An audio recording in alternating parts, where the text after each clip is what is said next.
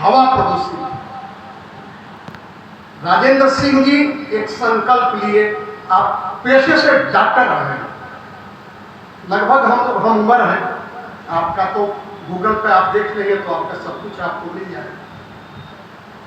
सच कहें तो मैं तो इस स्थिति में था नहीं कि 4 घंटा बैठूं, लेकिन तीसरी बार आपको मैं सुनने आया, जिसके कर्म वचन एक होते हैं तो उनका चरित्र तो उज्जवल होता ही है। गांधी को हम आज भी याद करते हैं, इसलिए नहीं कि हमको आजादी ही दिलाई, गांधी ने जो कहा वह किया, एक चरित्र उनके पास था। वैसे ही उज्जवल प्रांजल चरित्र के धनी हैं हमारे राजेंद्र सिंह जी। हमारे पास इमाम फरीद भाई आए, ईश्वरी प्रसाद जी आए, और उमेश श्रीवास्तव थे, अच्छे लाल थे। तो मैंने बताया कि मेरी सीमा है, थोड़ा हमको हार्ट अटैक भी हो गया था, हाथ में चोट भी लगा है, मैं 4-5 घंटे बैठ नहीं पाऊंगा, लेकिन नाम जो राजेंद्र सिंह जी का है तो मैं जरूर उनको सुनने आऊंगा। उनके प्रति मेरे मन में बड़ी अगाध श्रद्धा इसलिए है कि उनका जीवन, उनका वचन, उनका कर्म दोनों एक है, और वो करके दिखाएंगे। वह कर अकेले ही चला था जानी में मंजिल को, हम लोग आते गए और कारवां बनता गया। अकेला एक जल पुरुष जो डिजर्ट एरिया में सरकारी डॉक्टर की नौकरी छोड़ करके संकल्प लिए, और खुद आप वर्णन किए कि कितनी नदियों को आपने स्वच्छ किया है, कैसे चंबल घाटी में जो डकैत हुआ करते थे उनके बीच में हम, जल चुरी जीवन है, इसमें कोई दो राय नहीं। अब कहीं मैं रिपोर्ट पढ़ रहा था कि कहने को तो 3/4 जल ही जल है, 2.5% पानी पीने का। आज हम क्या कहते हैं कि एक्वागार्ड शायद सबके घर होगा, सारी चीजें होंगी। थोड़ा सा मैं इसके कारण मीमांसा पर जाना चाहता हूँ, क्योंकि मेरा वो क्षेत्र है नहीं जहाँ आप हैं। आपसे मैं इंग्लिश हुआ, बड़े भाई नरदेश्वर राय जी से मैं इंग्लिश हुआ, सारे लोगों से मैं इंग्लिश हुआ, क्षेत्र मेरा वो है नहीं, मैं तो कारण मीमांसा करता रहा। देखें, प्रकृति जो हमको है बड़ी उदार है। गांधी जी का एक वाक्य याद आता है, गांधीवादी हमारे सामने बैठे हुए हैं। गांधी जी कहते थे कि प्रकृति इतनी उदार है कि जो जितनी यहाँ जनसंख्या है सबके आवश्यकता की पूर्ति कर सकती है, लेकिन एक आदमी की लिप्सा की पूर्ति करने में कम पड़ जाएगी। तो यदि मैं गौर से देखता हूं तो लिप्सा जनित अर्थतंत्र हमारा खड़ा, और ये खाली राष्ट्र की बात नहीं है, अंतर्राष्ट्रीय मसला है। कुछ सवाल ऐसे हैं पर्यावरणीय संतुलन के कि अकेले हमारे राजेंद्र भाई जी नहीं हल कर पाएंगे। कुछ ऐसे महत्तर सवाल हैं जो जीवन दृष्टि के संदर्भ में नया सवाल खड़ा करते हैं। गांधी खाली आजादी की लड़ाई नहीं लड़ रहे, गांधी जी पाश्चात्य जीवन मूल्य के समानांतर एक नया जीवन मूल्य की चर्चा भी कर रहे थे। और गांव को केंद्र कर रखना चाहते थे, उसकी स्वायत्तता में विश्वास करते थे, प्रकृति के साथ सह अस्तित्व। हमने क्या किया है कि हम मान बैठे हैं कि सारे प्राणियों में हम श्रेष्ठ हैं, तो प्रकृति का हमें दोहन करना हमारा अधिकार, और इस कदर हम दोहन कर रहे हैं कि हम अगली पीढ़ी को भी कुछ छोड़ने की स्थिति में नहीं। आज की परिस्थिति कुछ ऐसे बन गई, जीवन मूल्य ही हमारा बदल गया है। तो जब जीवन मूल्य बदल गया है, अब अर्थतंत्र का जो सवालात है आज इंटरनेशनल सवाल हो गया है। तो जो सवाल इंटरनेशनल है, गौर से देखें, हर आदमी सुख से जीने की अभिलाषा में तमाम तरह के कृत्रिम चीजों को अपने यहाँ बटोरता जा रहा है। जितने इलेक्ट्रॉनिक सामान है, सच कहें तो उसकी उपयोगिता तो है, जो क्रय शक्ति आती है, मार्केट हमारे घर में घुसता जा रहा है। सबके पास टीवी है, सबके पास सारे संदर्भ हैं, और हम वहां से छोटे छोटे बच्चों में वही प्रवृत्ति है।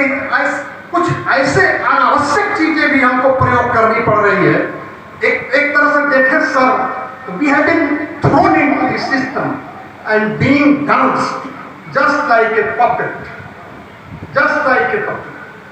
तो मैं तो आपको साधुवाद दूंगा, आपके संकल्प को साधुवाद दूंगा कि उस डिजर्ट एरिया में अपनी सरकारी नौकरी छोड़ करके आप जो एक संकल्प लिए वो तो दुनिया देख रही है, और आप जन चेतना फैलाने, हमारी आपकी बराबर उम्र है, लेकिन जो आप में मैं जोश देख रहा हूं, जो आप में जो जज्बा है, जो जुनून है, वो देखते बना बार बार आपको देख करके आपसे श्रद्धा पैदा होती है। तो बात अंत में यही आती है कि अब कुछ संदर्भ ऐसे हैं जो इंटरकनेक्टेड है, पर्यावरणीय असंतुलन, युद्ध का वातावरण, ये तमाम एक एटॉमिक बम बनाने की होड़, अभी तमाम जगह युद्ध, जो उससे निकला हुआ स्मोक्स और सारे संदर्भ, ये क्या कर रहे हैं? ये प्रकृति को प्रदूषित ही तो कर रहे हैं। और जब इन्हीं 5 तत्वों से हमारा जीवन है, यही प्रकृति हमारे लिए हमारी जीवनदायी है, और उसके साथ हम विरुद्ध आचरण में आज खड़े हैं। आपने बहुत बढ़िया बातें कही थी प्रिंसिपल साहब ने कि जैसे मोहनजोदाड़ो की जब खुदाई हुई तो उस जमाने में जो चीजें निकली, तो हम आज महसूस करते हैं कि कल की दुनिया कैसी थी। और यदि ऐसे ही आज की दुनिया का 1000 वर्ष बाद खुदाई होगी तो खाली पॉलीथीन मिलेगा। आपने कहा खाली पॉलीथीन मिलेगा, गाय पॉलीथीन खा करके मर जा रही है। तो मैं चूंकि अब उस फील्ड का मैं हूं नहीं, माफ करिएगा, मुझे अपनी अज्ञानता स्वीकार करने में कोई बहुत परेशानी भी नहीं है। थोड़ी बौद्धिक जगत का मैं आदमी हूं। जीवन मूल्य भी हमको बदलना चाहिए अपना। अब चूंकि इतिहास तो हमारे विरुद्ध है कि इंजन चल पड़ा है, और जब इंजन चल पड़ा है तो कहीं जंक्शन वगैरह आता है, सल्टिंग वल्टिंग होती है, तब पीछे मुड़ता है। गांधीवादी रमेश जी बैठे हुए हैं, मेरी तो समझ कहती है कि आज नहीं तो कल हमको गांधी जी की तरफ मुड़ना, गांधी जी की तरफ मुड़ना पड़ेगा। जो जीवन मूल्य हम खड़ा कर बैठे हैं, जिस तरह का उपभोक्तावाद खड़ा है समाज में, जिस तरह से मार्केट हमको अपनी तरफ खींचे जा रहा है, हम बेवश होकर के नाचते जा रहे हैं और प्रकृति का दोहन करते जा रहे हैं। इच्छाओं का विस्तार, प्रकृति का दोहन, इच्छाओं का विस्तार, प्रकृति का दोहन। यार ये क्रम कहां रुकेगा? इंसान के लिए प्रकृति बनी है कि प्रकृति को ही आप निस्नाबूद कर देंगे? तो आप जो चेतना फैला रहे हैं और आपने जो किया है वो तो प्रमाण नहीं इसका, दुनिया आपको देख रही है। आप आगे आगे चलते हैं, पुरस्कार आपके पीछे पीछे चल रहा है, वाला का संदर्भ है, आपके इस विल पावर का को सलाम है। अब हमारा संदर्भ चूंकि अब इस फील्ड का नहीं है, मैं सीधे स्वीकार करता हूं कि अब नदी की स्वच्छता कैसे की जाए, पेड़ का, अब मैं तो देख रहा हूं जनसंख्या बढ़ती जा रही है और पेड़ काट काट काट के लोग बसते जा रहे हैं, खेती फ्रेगमेंटेड होती जा रही है, ऑर्गेनिक खेती की तरफ आज। लेकिन एक जमाना ये भी था कि जब हिंदुस्तान हमारा भूखा था तो हाई एल्डिंग वेराइटी ने एक भूमिका अदा की, लेकिन आज पता चला कि वो बैरन होती जा रही है जमीन, पानी नीचे तल गिरता जा रहा है। कोई कहा कि नहीं, उत्तर प्रदेश में आप एक बड़ी बढ़िया बात कही है कि आप रिजर्व करते हैं किसी टेक्नोलॉजी से, पंचायत सदस्य साहब, बड़ा हमको अच्छा लगा कि देखिए एक नया प्रयोग आप कर रहे हैं, पानी का तल नीचे गिरता जा रहा है। आप कहे उत्तर प्रदेश, अभी मैं जलपुरुष जी से मैं कहा कि मैं लखनऊ में कई इलाके हैं जहां पर वो सबमर्सिबल लगाना मनाही हो गई। तो फिलहाल ये क्षेत्र मेरा नहीं, लेकिन मैं अपने दायरे में जहां मुझे स्वयं मौसम, अभी कुछ दिन पहले संजीव जी का जो वो बना हुआ है, आपका जो बनवाए हैं का है, बुलाए लगा यार आजकल, हाँ, वहां पर पंजाब से आए थे, पर्यावरण की चेतना वगैरह संदर्भ, और कोई एनजीओ है उन लोगों का, देश विदेश में वो लोग भी जा करके। तो मैंने कहा भाई आपके साथ मेरी शुभकामना है, जहां तक इसका फैलाव कर सके, उनका जो फर्ज है वो हेले से असर जाने, और मेरा पैगाम मोहब्बत है, जहां तक पहुंचे तो आप लोग करिए। लेकिन संदर्भ कुछ सिस्टम से भी जुड़ा हुआ है, ये संदर्भ कुछ सिस्टम से जुड़ा हुआ है, जीवन बोध से जुड़ा हुआ है, और मसला है राष्ट्रीय नहीं है बल्कि अंतर्राष्ट्रीय। कुछ और भी इसके संदर्भ है, लेकिन अपने दायरे में हम जहां हो तो क्या हमारी भूमिका नहीं बनती? तो जो हमारी भूमिका बनती है उस भूमिका को यदि हम अपने दायरे में भी हम अपनाते हैं, बहुत बड़ा काम है। बूंद बूंद से तालाब भरता है। उस दृष्टिकोण से आपका संदेश हम लोगों के लिए बड़ा मूल्यवान है। और हम जहां हो हम उसको, वो चेतना हम अपने साथ रख सकते हैं।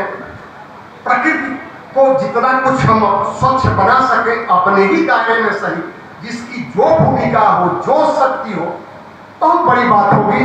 क्योंकि अपने माँ के साथ हम अन्याय पर तुले हुए हैं। वेद पढ़ेंगे तो, कुरान पढ़ेंगे तो हर जगह प्रकृति की चर्चा की गई है। वेदों में तो जहां से शुरुआत होती है, सारे देवता, कोई वरुण, कोई पवन, कुछ ऐसे देवताओं का नाम है जो खैर उस समय मूर्ति पूजा का कॉन्सेप्ट नहीं था, लेकिन देवताओं का कॉन्सेप्ट था। जो प्रकृति की चीजें हमारे लिए लाभप्रद थी उन्हें हम पूजा करते थे। तो कुछ ऐसे ही संदर्भ है। मैं कुछ इधर उधर बोला हूँ, बहुत सिस्टमेटिक नहीं इसलिए हुआ कि विषय का मेरा क्षेत्र नहीं। मैं मुख्यतः आपको सुनने आया। हमारे कॉलेज में वर्षों पहले आप आए थे तो आपको सुना, एक जगह और गाजीपुर में आए तो सुना, और फरीद आलम साहब ईश्वरी जी का आग्रह में ठुकरा नहीं पाया, और आपका नाम सुना तो मैं और नहीं ठुकरा पाया। आया, आपसे लाभान्वित हुआ। आप जैसे कुछ और व्यक्तित्व खड़ा हो जाए तो बहुत कुछ किया जा सकता है। सिस्टम तो बात की बात है। इन्हीं चंद शब्दों के साथ, चंद तो नहीं हुआ, कुछ ज्यादा हो गया और आप थक भी गए हैं, मुझको भी झेल दिए, इसके लिए आपको साथ बात है। बहुत बहुत धन्यवाद।